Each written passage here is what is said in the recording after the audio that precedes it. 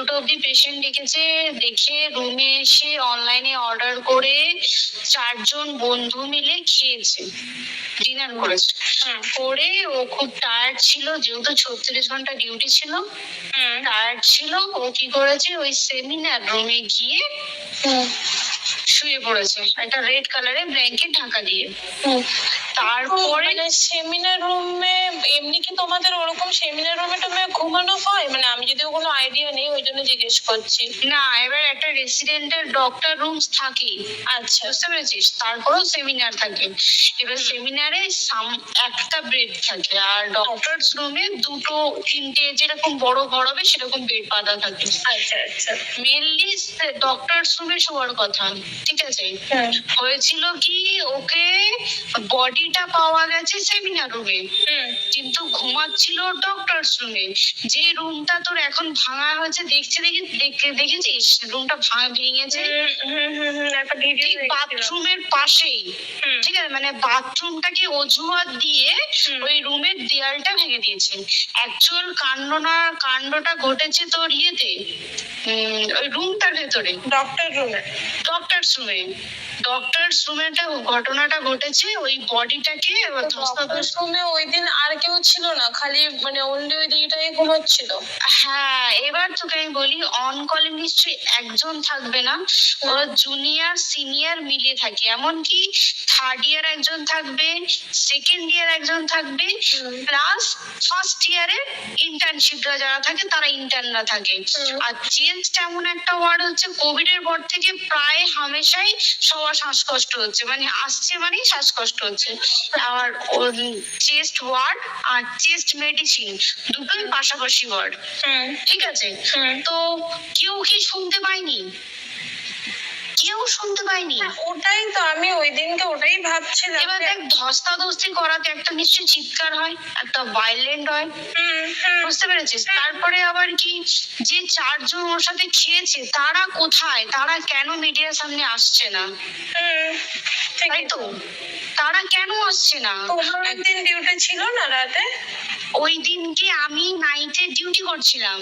আচ্ছা, আমি নাইটে ডিউটি করে এসেছি, আমার লাস্ট নাইট ছিল। তো আমার তো 3 দিন নাইট থাকে, 3 দিন নাইট থাকার পর লাস্ট নাইট ছিল। লাস্ট নাইটের পর বুধবার আমার লাস্ট নাইট, বুধবার রাতে ঘটনাটা ঘটেছে। আমি বাড়িতে এসেছি, রীতিমতো বাড়িতে এসে শুয়ে পড়েছি। 3টের সময় আমার কাছে ফোন এসছে যে সবাইকে ডেকে পাঠিয়েছে, ইমিডিয়েট আয়। তখন গিয়ে দেখি আজকে করে এই অবস্থা, পুরো গোটা হাসপাতালকে গিয়ে দেখি পুলিশ ছয়লা, মানে আর ওকে যেভাবে, আমি তো বডিটা দেখেছি রে, মানে আমাদের এখনো পর্যন্ত চোখ থেকে নামছে না। রীতিমতো মনে হচ্ছে মেয়েটা আমাদের পাশে ঘুরছে, একদম এরকম, মানে অদৃশ্যমান। মানে আমরা এরকম ভাবতে পারছি না যে এরকম ভূত থাকে বা একটা স্পিরিট থাকে বা কিছু। এখন আমরা বুঝতে পারছি না ওর আত্মাটা এখনো ঘুরছে আমাদের আশেপাশে। দেখ, ওর আমার তলাটা নাকি, তো ওর থেকে ও থাকে 4 তলায় ঘটনাটা ঘটেছে, ঠিক 2টো ফ্লোর নিচেই আমি থাকি, আমার রুমটা, ঠিক আছে। কিন্তু তাও আতঙ্কে আমরা মানে একদম স্তব্ধ হয়ে গেছে আর্যিকরটা। কিন্তু ব্যাপারটা হচ্ছে, তাহলে ডক্টর রুম থেকে ওকে সেমিনার রুমে নিয়ে যাওয়া হয়েছে? হ্যাঁ, অবশ্যই নিয়ে যাওয়া হয়েছে। এবার দেখ, নিয়ে যাওয়া হয়েছে, ওকে যেভাবে মারা হয়েছে এটা একার পক্ষে অসম্ভব, ইম্পসিবল। পুরোপুরি গ্যাং রেপ ছাড়া কোনো কিছু নয়।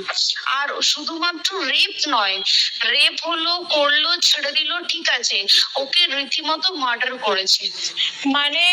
মানে হিসেব মতো যা বুঝছি, মানে তোমার কথাতে, ওটা হচ্ছে ওর ওই বন্ধু বান্ধব এক্স্যাক্টলি, হয় ওর বন্ধু বান্ধব কেউ, ঠিক আছে, মানে 4 জনের মধ্যে কেউ, আইদার ওকে এমন কিছু করতে বলতে। এক বড় কোম্পানিতে তো এরকম হয়, মানে হয় তুমি আমার সাথে কম্প্রোমাইজ করো, নয় তুমি চাকরি ছেড়ে চলে যাও, হয় তো। এখানেও সেরকম কিছু একটা হয়েছে। যাকে যে ক্রাইম করেছে সেও কিন্তু নর্মাল ডক্টর নয়, কিন্তু সেও একটা ভালো পোস্টে র্যাঙ্ক করছে, বুঝতে পেরেছিস? তবেই কিন্তু পুরো ব্যাপারটাকে হসপিটাল চেপে যেতে চাইছে, পুরো ব্যাপারটা। তাহলে এই সিভিক যে ও কোথা থেকে আসছে? এবার তোকে আমি বলি ওটা কোথা থেকে আসছে। আমাদের প্রিন্সিপাল চেঞ্জ হয়ে গেছে, ডেপুটি সুপার চেঞ্জ হয়ে গেছে, তারপরে আমাদের অ্যাসিস্ট্যান্ট সুপার চেঞ্জ, সব চেঞ্জ হয়ে গেছে। তারপরে যে ওয়ার্ডের ডাক্তাররা ছিল, সিস্টাররা ছিল, ওয়ার্ড বয়রা ছিল, মাসিরা ছিল, সবাইকে ডেকে এখন সাসপেন্ড করা হয়েছে। তারা কোথাও যেতে পারবে না, রোজ গিয়ে কোর্টে গিয়ে দেখা করছে। আজকেও কোর্টে গেছিল সবাই। তারপরে তারপরে তো তোর এগুলো হলো। তারপরে তোর কি বলে, আরে বল না, ওই সিবিআই এটা হয়েছে কি, মানে ও সে সঞ্জয় রায় যে ধরা পড়েছে, অ্যাকচুয়াল কিন্তু ও নেই, ঠিক আছে? ওর এতটা ক্ষমতাই হয় না। ও অত রাত্রে কি করতে যাবে? ও অত রাত্রে ওখানে কি করতে যাবে? ওর না পেশেন্ট, ও নাকি বলছে দালাল পেশেন্ট নিয়ে গেছে। তো পেশেন্ট নিয়ে যখন গেছে, দিদিটার রুমে যখন যাবে, নিশ্চয়ই দিদিটার রুমে কোনো কাগজপত্র দেখাতে যাবে। সেই অবস্থায় গিয়ে দেখে যে এরকম এরকম ঘটনা, তা ঝাঁপিয়ে পড়েছে ওর উপরে। এরকম কিছু নেই, তাও কিছু নয়, শুধু গেছে দেখছে ড্রিঙ্ক অবস্থায়, ওকে ক্যামেরায় দেখা গেছে ড্রিঙ্ক অবস্থায় গেছে, এরকম এরকম ঘটনা, তা ঝাঁপিয়ে পড়েছে ওর উপরে।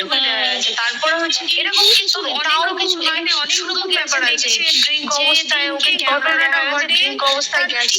দুদিন পরে ওই সেমিনার বাথরুমে ওজন দিয়ে তোর অনেক রকম ব্যাপার আছে যে ওই দেওয়ালটা ঘটনাটা ঘটে। দুদিন পরে ওই সেমিনার সুসাইড করেছে।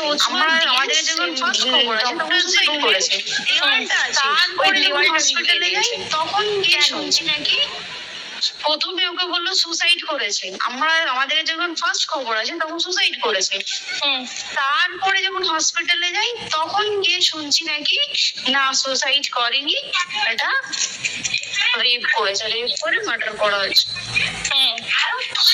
এখানে বিশাল বড় একটা গেম চলছে। আর যে কি রাগ ছিল, মানে হ্যাঁ হ্যাঁ হ্যাঁ হ্যাঁ হ্যাঁ হ্যাঁ একদম।